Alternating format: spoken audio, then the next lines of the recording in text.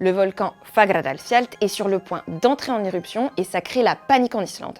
La ville de Grindavik, située à une quarantaine de kilomètres de la capitale Reykjavik, a d'ailleurs été évacuée dans la nuit du vendredi 10 au samedi 11 novembre à cause des tremblements de terre qui se sont multipliés, dont 1000 pour la seule journée de dimanche.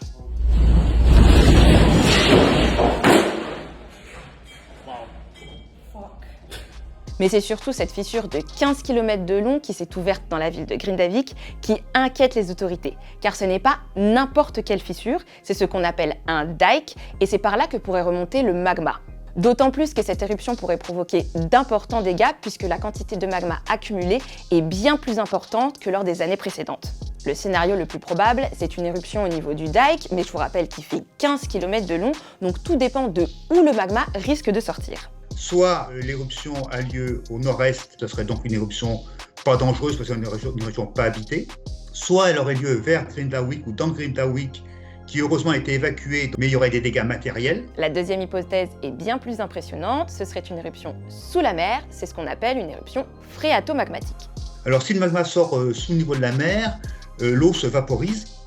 Et ça fait donc une sorte de cocotte minute, ça fait donc une surpression, donc c'est très explosif. Ça fait donc des projections importantes de cendres fines qui partent parfois assez haut.